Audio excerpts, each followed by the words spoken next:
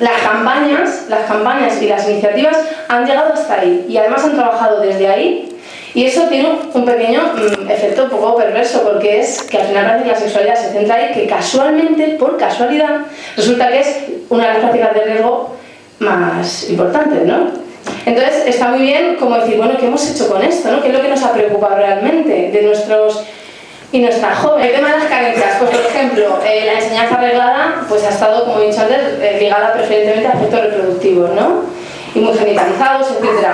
La escasa formación del profesorado, y luego no solo la falta de formación, sino la formación de la masa media, que es mogollón de programas televisivos que dicen un montón de tonterías, sinceramente, aunque algunas cosas buenas dicen a veces, que hace que el profesorado pues se nutra de lo que se puede nutrir, que es de lo que ve, y tienen también informaciones que son erróneas, no controlan, y eso tiene consecuencias también negativas.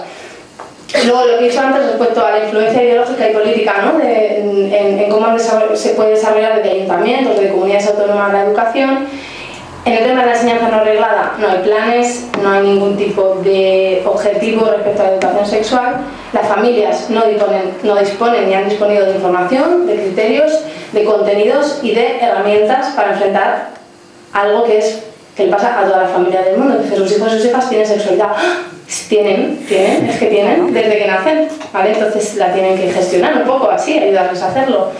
Y luego pues hemos dejado en manos de los iguales pues funciones educativas que igual son responsabilidad de otros agentes sociales o socializadores, que está genial también que ellos hablen entre ellos y ellas de sus cosas, pero claro, a veces se dicen unas cosas que te quedas flipando. Bueno, ¿qué aporta la ley respecto a la educación sexual? Que a mí, a nosotras y nosotros, me parece interesante, ¿no? Primero creo que aporta la universalización del acceso a la salud, ¿vale? Como un objetivo, ¿no? Como una línea de trabajo o estratégica, y que presta especial atención a la inequidad. Es importante esto, o sea, no dejar personas al margen, porque es muy, muy, muy importante que si creemos que la sexualidad es un derecho, llegue a todo el mundo, y parece que es obvio, pero a veces, bueno, ya no, que voy a decir, sé que hay muchísimas feministas y muchísimos feministas también, ¿no? Algunos, ¿verdad? ¿No? Sí. Pero sí que es cierto que parece que cuando hablas de igualdad, solamente es más complicado llegar a todo el mundo, porque muchas veces cuando haces acciones que son neutras, que parece que llegan a todo el mundo, se dejan a gente fuera. Y sobre todo que nombra y reconoce la educación sexual como está ahí, o sea, que habla de una ley y está la educación sexual, y eso es positivo, ¿no? Bueno, voy a decir, creo que es importante saber un poco cómo es chiquitico, porque es que es muy pequeño, de verdad, el apartado dedicado a la educación sexual de la ley, ¿vale? Lo digo para un poco las reflexiones que a mí me surgen, ¿no? Respecto a la ley es lo que es, nosotros somos sociedad civil, y eso no hay que olvidarlo, nosotros tenemos que nutrir a la política, tenemos que nutrir a las instituciones, y para eso hay que teorizar, y hay que retorcer, y hay que criticar, ¿no? Y entonces un poco es lo que también vamos a hacer así, ya que estamos, o sea, ya está hecha, pues vamos a lío. Bueno, en el artículo 9, ¿no? Que dice incorporación de la formación de salud sexual y reproductiva al sistema educativo. Muy bonito. Que está bien, que lo digo ahora sin ironía, que muy bonito, de verdad. El sistema educativo contemplará la formación de salud sexual y reproductiva incluyendo un enfoque integral, ¿vale? El enfoque integral. Primera cuestión que creo que es planteable. El enfoque integral, ¿qué significa? Que incluye muchas áreas tipo sanidad, educación, urbanismo. Se me ocurre como idea, ¿no? Que el enfoque integral, yo creo que sabemos, o al menos yo tengo mi idea de lo que debería ser el enfoque integral, pero no lo tengo claro aquí. Y contribuye a, vamos a analizar un poco las medidas. Una, la promoción de la igualdad entre hombres y mujeres, con especial atención a la prevención de la violencia de género, agresiones y abusos sexuales. Como medida es necesaria y está muy bien reflejada. ¿Cómo se va a desarrollar y qué va a contemplar realmente? Y de manera... Lo que a mí me surgen algunas preguntas, algunas reflexiones. Una, cuando hablamos de violencia de género, ¿vamos a reflejar o vamos a trabajar también la violencia o las agresiones por motivos de género que no se dan entre hombres y mujeres? ¿Existen? ¿No existen? La sociedad civil tiene que... O sea, nosotras las organizaciones tenemos que reflexionar sobre eso, ¿no? Yo creo. O, por ejemplo, ¿la sexualidad es solo género? O al final resulta que la sexualidad es más cosas y el género es solo sexualidad. ¿Entendéis un poco? Son preguntas que no voy a contestar, obvio, porque no sé yo la respuesta. Pero creo que a la hora de desarrollar si es que soy muy pesada y se me lo bloquean. A la hora de desarrollar la ley, sobre todo de hacer incidencia para que se desarrolle la ley y, como ha dicho Celia, de estar ahí, ¿no? Para obligar al cumplimiento hay que tener en cuenta estas cosas. Luego, segunda medida, ¿vale? El reconocimiento y la aceptación de la diversidad sexual. Diversidad sexual, claro.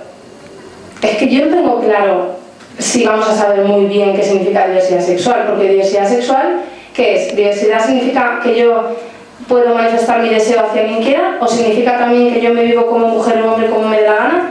¿O significa también que yo tengo relaciones con quien quiera? O sea, desde un marco teórico es interesante analizar esas cosas, ¿no? Y lo lanzo ahí, ¿no? El desarrollo armónico de la sexualidad acorde... Lo voy a dejar. No habla. No te pongas encima. Ay, que te lo comes.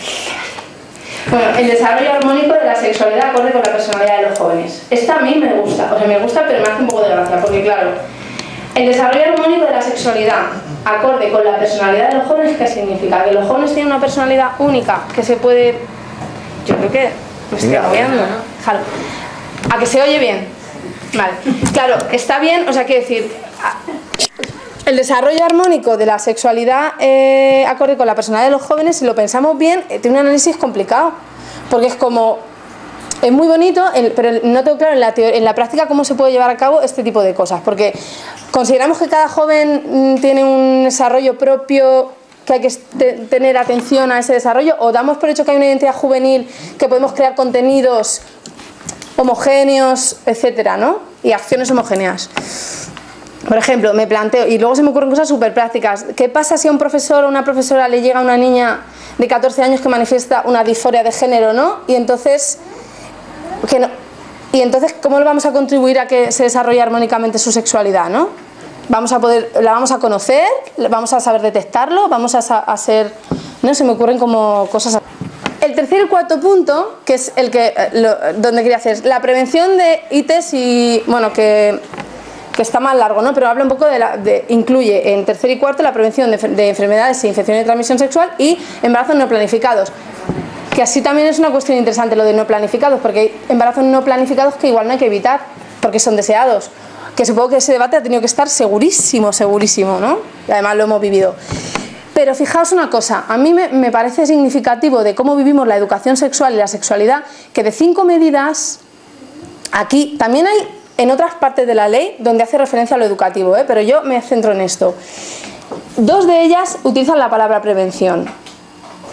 Y volvemos a lo mismo, la prevención habla de prevención de conductas de riesgo para un embarazo no deseado o para una enfermedad, para una transmisión para una infección, ¿vale? O una enfermedad de transmisión sexual. Y eso nos lleva a lo que he planteado al principio. Que yo creo que desde nuestra posición hay que plantearse realmente cómo enfocamos la sexualidad y la educación sexual. Cómo la enfocamos y cómo la estamos enfocando de manera personal, ¿eh? De manera personal. Y luego, pues así por último, diría, pues en quién ¿no? Un poco diría que es muy importante que cuando desarrollemos la ley, se desarrolle la ley, se asesore, ¿no? La gente que lo haga, que tenga el poder para hacerlo realmente en papel, ¿no? A la que se le escucha, o a las que se nos escuchan cuando lo hacen, se asesore del modo adecuado para que no correr el riesgo de dejar personas al margen, ¿no? Con todas esas preguntas que igual está haciendo y que para mí son pertinentes. No sé para los demás.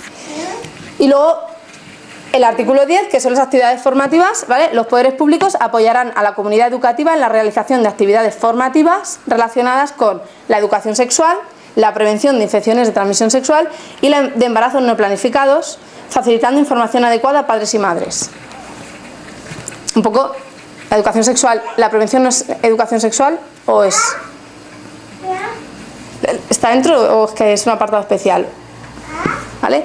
Desde mi punto de vista, las medidas reflejadas en la ley, ¿vale? Esto ya es súper personal, en realidad son un poco, igual